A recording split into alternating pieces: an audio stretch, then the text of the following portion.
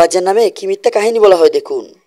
আমার আলোচনাগুলি এরকমই হয়, আমি কিচ্ছা কাহিনী খুব কম বলি, আর একটা ঘটনা বললো মানুষের শিখাইবার জন্য বলি, আন্দাজে বলি না। হাসান বসরি আর রাবিয়া বসরির কাহিনী শুনছেন না?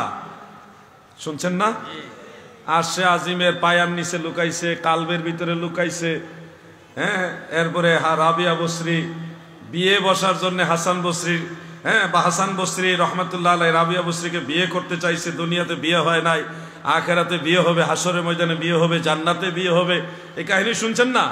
আপনারা জীবনে কত সুবহানাল্লাহ বলছেন না? টোটাল মিথ্যা কথা, এটা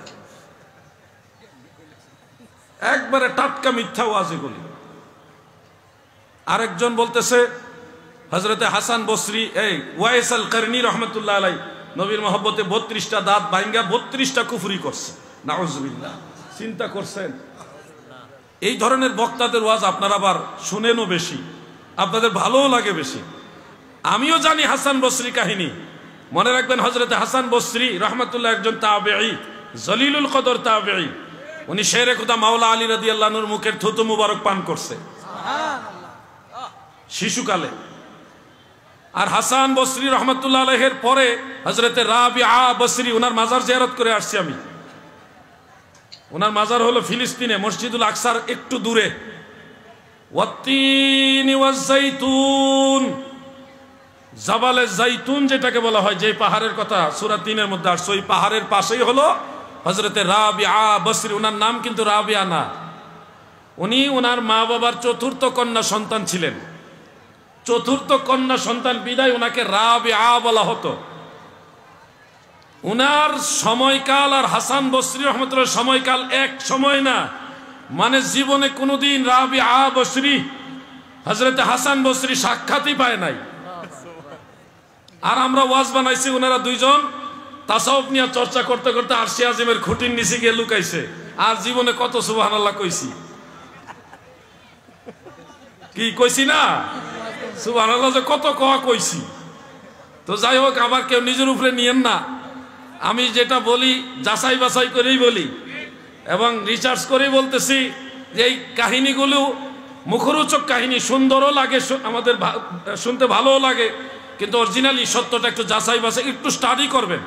স্টাডি করে কথা বললে দেখবেন অনেক ভুল ভেঙে গেছে। আপনারা সুলাইমান নবীর জিয়াফতের কথা শুনছেন? শুনছেন না?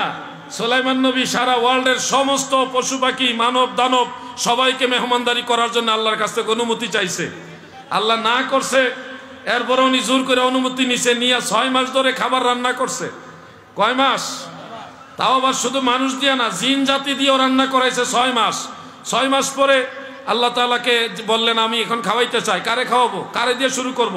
আল্লাহ বলছে, আমার একটা মাছ আছে, এই মাছটার আগে খাওয়াও, একটা তিমি মাছ। 6 মাসের সব খাবার দিয়ে দিছে মাছের। খাওয়ার পরে কয়, আমার পেট ভরে না, আরো খাবার দেন। এক মাসই সুলাইমান নবী 6 মাসের খাবার খেয়ে ফেলছে। এরপরে উনি মাফ চাইছে, আল্লাহ আমি ভুল করছি। এটা আপনারা শুনছেন, অনেক সুবহানাল্লাহ কইছেন, কিন্তু এটাও মিথ্যা কথা। যে বক্তা এই ওয়াজ করছে তার তওবা করা উচিত। এরা তো জানেই না ঈমান কখন যায় আর কখন আসে। একজন নবী তিনি কখন আল্লাহর দায়িত্ব নিজে নিবেন, এটা হতেই পারে না। রিজিকের মালিক হলো আল্লাহ। বলেন, রিজিকের মালিক কে? আল্লাহ। উনি আল্লাহ নিষেধ করা সত্ত্বেও আল্লাহর অবাধ্য হয়ে আল্লাহ যেটা চায় না সেটা উনি জোর করে আল্লাহর কাছ থেকে চেয়ে নিবেন, একজন নবীর অভ্যাস এরকম হবে, এটা হতেই পারে না। দ্বিতীয়ত, 6 মাস রান্না করে খাবার কোন ফ্রিজে রাখছিল? তখন কি ফ্রিজ আসিল নি? 6 মাসের আগের যে রান্নার খাবারগুলি, এগুলি কিভাবে রইল? একদিন আগের খাবার শীতকালও পরের দিন পর্যন্ত ঠিক থাকে না, নষ্ট হয়ে যায়। তো সুলাইমান নবী কি 6 মাস পচা খাওয়ান মাছের খাওয়াইছে? মাছে কি এতই একবারে হয়ে গেছে যে পচা খাবার খাইব? কথা বলছেন। আর মাছে কি রান্না করা খাবার খায়?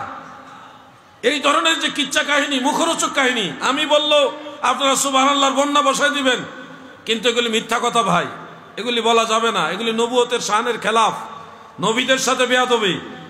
যেই ইজ্জত সম্মান আল্লাহর নবীদের, ওই ইজ্জত সম্মানে রেখে ওনাদের নিয়ে কথা বলতে হবে।